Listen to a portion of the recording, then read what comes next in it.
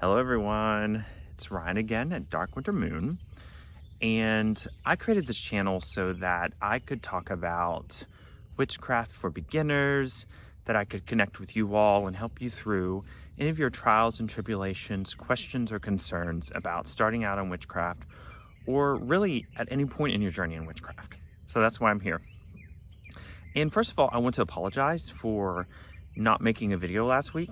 I had a bit of a tooth problem. I had an infected tooth that I'm still trying to get figured out, but it feels better now. So I do apologize for that, but you know, life happens. And the other thing is, witchcraft happens. So I had a completely different plan for what my next video was going to be, and I can kind of tease that for everyone, but it never really happened. Things went in a different direction. And as I've learned to do, I follow my heart, my intuition. And so today what I would like to talk about is coming out of the broom closet, or coming out as a witch, or as a magical practitioner, or as a pagan, or all the above, and what that's like, and also to share where I'm at, because I'm about to have to do it all over again. But we'll get into all that in a second. First of all, I'm going to get us over to Ryan for a PSA, and I'll be right back. Hello, all ye lovely witches and seekers. Let's talk real quick about the community that I'm wanting to build. We already have great seeds planted with my YouTube channel, my Instagram, some of the questions I get on my website, but I want to bring it all together. And I want to do it in a way that's organic and where we're all learning and teaching and commenting and talking together, while at the same time providing me a way to keep doing this for you all and with you all. And so I have just launched or relaunched my Patreon with a whole bunch of new tiers and freebies and giveaways and discounts. The really cool thing too, though, is that in the process of launching my Patreon, I have also created a Discord server. So now we have a space where we can all come together and we can talk about sigil craft and magic and connecting with deities and the tarot and divination and really anything in the spiritual and witchcraft realm that we want. So please connect with me on Patreon. It's Patreon/darkwintermoon, and take a look at what I've got to offer there. And that way you can get access to my Discord and we can have some of these great conversations and we can continue to build this great community. So again, thank you all so much for your support. I'm excited to see where this goes and how we grow together. And so blessed be. Mwah. Love you all. So as many of you who have followed my channel for a while probably know, I've been a practicing witch since 1999. I started in college, and during that time, things were completely different than what they are right now. The internet was not really as established in any form or fashion like it is right now. Information was hard to come by. Connecting with other people was hard to come by. And just the mere presence of witches, especially in the South, in Arkansas, where I grew up and where I was at the time, was almost unheard of. And I remember thinking and actually commiserating with one of my fellow witch friends at the time about how, you know, there must be other witches out there. They must exist. And we had hoped one day that we would connect with them. Little did I know what would happen. You know, that was 22 years ago, and a lot has changed. And even though I started my journey in witchcraft then, and I knew intuitively and in my heart that it was the right one, the right move for me, I also came up against a lot of well-founded fear. So I practiced in private and in secret, and only told those closest to me who I was and what I was, a witch. And I grew up in a very conservative Christian household. I was raised in an environment where we went to church Sunday morning, Sunday evening, and Wednesday night every single week. And this even continued until I was in college, but still living at home. My parents required that I go to church. And so I was very, very careful about being open about my practice. But eventually, I told my mom that I was a witch. And it was actually in some ways easier, and her reaction was easier because I had already come out several years before to her as being gay. But there was still this confusion on her part, this fear for me, this misunderstanding of what witchcraft was and what it meant, and just simply the virtue of practicing a path that was non-Christian was just inconceivable to her, and probably inconceivable to most people around me. I had experiences wearing my pentacle where people would ask me, "Oh, is that a Star of David?" Or and my response would be, "No, I'm a witch. This is a pentacle." And I would explain to them that it symbolized the unity of all the elements and the universe into one thing. And most of the time, the first response I got was, "Oh, so you worship Satan?" So just an environment that was not conducive at all to being out as a witch. So yeah, it's a hard struggle. It's a hard struggle in a conservative, misunderstood environment to come out as a witch, to come out as a magical practitioner, especially if you're in the South or in other circumstances where family or friends may be very conservative or very religious in a different religion than what you are. It's very difficult to talk about this subject and to come out. And I think that creates a bit of emotional trauma, or maybe not a lot of emotional trauma for us. Anytime that we have to hide who we really are, it forces us into this tiny little box. And I feel like I can speak for myself where that's very emotionally taxing, emotionally repressive, very convoluted. It creates all sorts of patterns and cycles that I feel like it's a lifelong struggle to overcome. And I wanted to talk about all that today. So back to me telling my mom. So like I said, very Christian woman, grew up in a very, very Protestant world herself. Found it almost inconceivable that I could have gone such a different path from what I was raised. And for the longest time after I told her, I didn't even realize how much I was trying to prove to her and to other people that I wasn't evil, that I wasn't sinful, that witchcraft wasn't satanic, that it wasn't wrong. And so I spent a lot of my practice, forming my practice into that mold to prove not really to other people, but to myself that I wasn't somehow stepping into some sort of cloaked evil practice or satanic practice.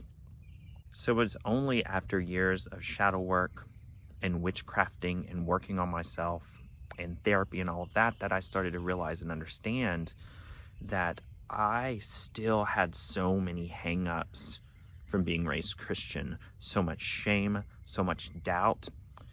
And some of those are still with me today. It's a process. And so I wanted to share with you all, not only to make you aware of that potential, that could be happening to you, but to let you know that you can overcome that you can come out of it, that you can start to release your shame, and you can grow. And that coming out is a very hard transition, but you're not alone, and it can be done, and it will be for your betterment.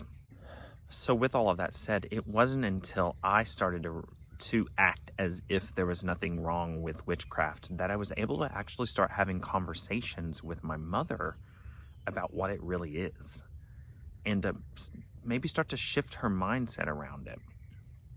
So if there's any advice I could give to you, it would be to be aware that of the human tendency, and probably your own tendency to still try to want to impress other people, to still be hung up on old cycles from how you were raised as a Christian or in a religious way. And that until you really decouple those, it's very difficult to start living your authentic life and to empower yourself and to actually have legitimate conversations with other people about who and what you really are. So like I said, it's through the work of witchcraft itself that I have been able to overcome much of the shame and doubt and fear that I held as a Christian about being a witch. And even though I knew in my deepest self that being a witch and following this path was right for me, and that it is just who I am, I still had all of this negative, shameful programming that I had to overcome. And witchcraft provides so many tools in so many ways that we can do this. And I like to think and break down the word witchcraft in this way. The word witch comes from an ancient word, wiche. I think it's Anglo-Saxon, could be Celtic, don't get me, or Gaelic, don't quote me on that. But one of the original interpretations of its meaning was wise person. And so witchcraft can be seen as wisecraft. And what is crafting? It is making something, it's creating something, it's building something, it's refining something. And so literally, witchcraft is crafting ourselves as wise people. And as I've done that and worked, like I said, I've released that shame, that doubt, that fear, and I've been able to start to help other people do the same and evolve to the point and grow to the point where I could have a YouTube channel like this, and talk about these things and help other folks through their journey. That's why I'm here. And so the growth continues. It never ends. Which brings me to what's going on right now with me. So I just recently moved from Boston back to Arkansas. Making the long story short, sparing you the details. Pandemic, lost both my jobs, started doing this YouTube channel and my Etsy shops, started developing myself as a person, and really started to, and the pandemic was really hard, as it was for many people. And I just came to the intuitive realization that I needed to come home, that I needed to come back into the womb. I had to return, not only for practical financial reasons, but also to heal from the trauma and isolation of the pandemic. And I had 4 amazing years and challenging years in Boston. And during that time, I grew so much. I was able to release a lot of my shame. Boston is such an open and welcoming environment in many ways for all types of viewpoints and lifestyles and people and sexual orientations and religions, etc. And so I was able to achieve a freedom and a sense of safety that I had never achieved in my life before. And I didn't even realize how repressed I had been until I started to decouple some of that stuff while I was in Boston. And then the pandemic hit. Like I said, lost both jobs, but it was a blessing because I was able to really dig in deeply. Initially, I'd planned to be in Boston for at least 10 years, but I feel like all the work that I would have done in that 10 years before pandemic happened got compressed and consolidated into the year plus that pandemic was happening and I was isolated at home. What else could I do but work on myself and work on my craft? And so I got a speed up. I got an acceleration of my own growth. And so my time in Boston ended sooner than I planned. And intuitively, it was time to come back to Arkansas and make a change. So I moved from an incredibly open, liberal environment into an incredibly conservative and closed environment. And despite all of that, it was still the right move. It was still me following my heart.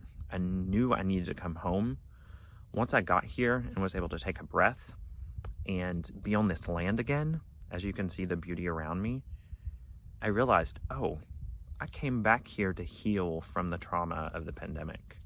I came back here to do a reset. I came back here to work on some of the familial issues that I have noticed in my growth. So I know 100% without a shadow of a doubt that I'm in the right place. And I have been working with a coach to help me improve my business and my outreach to people and my connection with others. And in order for me to realize the mission that I know in my heart that I am here to do, which is to help others transition out of the trauma and grief of their upbringing, whatever it may be, and into the magic and open-heartedness and self-growth and development of witchcraft. And so as part of her training, my mentor has challenged me to utilize my existing personal Facebook to promote myself. And that forced me up a very hard barrier. I am terrified of doing that because what it will mean is not only will I come out fully as a witch to all of the people that I grew up with and all of the conservative people that are still a part of my family's church and all of that, but fully to my stepfather, Randy, who I haven't come out to officially yet. And so, but as she challenged me, I realized, oh my God. Oh my gods. Oh my gods. This is the line that I've been walking towards for years. This is the threshold that is before me. It is the initiation that has been building for most of my life. And I have to do it. I have to step across that threshold. I have to come out as a witch and fully step into my power of who I am and what I am. And until I can do that, I'm going to be stuck on this side of that wall. I intuitively know that is the right move for me to come out. And to step across that particular threshold is not only the way to all of my hopes and dreams, but my way into my fully embodied, empowered self that can help others. And it's a choice. It's always a choice. I can choose to step across that line and grow into my full potential, or I can choose to stay here. There's nothing wrong with either choice, but it's a question of who I want to be and what I want to be and who I know I can be. And so I give that same framing to you. The threshold of coming out is an initiation. It's a powerful, magical act, a powerful, magical, transformative act that I encourage you to step through. I encourage you to step across that line if you're facing it. I encourage you to remember this video and my words if and when you come to the point of coming out. And this doesn't even just apply to being a witch or coming out as a magical practitioner. It applies to your sexuality, your sexual orientation, your gender identity, whatever it is that you of yourself that you are hiding. It is a choice. Granted, it is terrifying, but empowering to step across that threshold. And you can do it. And I am here for you. You are supported. The divine is here for you. Your deity's powers and guides are here for you. Your true family is here for you. Like I said, I am here for you. And I'm going to do it, without a doubt. I'm going to step across that threshold. It may not be today, it may not be tomorrow, but it will be in the coming weeks. Once I have everything ready to make that transition, I'm going to flip that switch. I'm going to step across that line and into my new life and into my full, magical, embodied empowerment. So I encourage you to do the same. If you need help, please contact me. Feel free to message me on this video. Feel free to DM me on Instagram at dark.winter.moon. Feel free to email me, darkwintermoon8@gmail.com. I'll link all of this in the description to this video. And my heart is with you, and it goes out to you if you're facing what I'm facing. And I will definitely update everyone on what happens and how it goes. I'm super excited, and I'm super terrified about it. But it's going to be fun. It's not like I haven't done it before. And you know, I also have the memory of all the witches in the past that have had to cross this threshold in one way or another. And it didn't always end well for them. But at least I know I'm not the first. And I know it can't be done. And I know I will do it. Well, as always, thank you all for listening. I appreciate any of your comments. I will always read them and I will always respond. So feel free to ask me any questions you would like. I'm an open book. If you need help, please let me know. And as always, blessed be. Have a wonderful weekend, and I love you all. Mwah.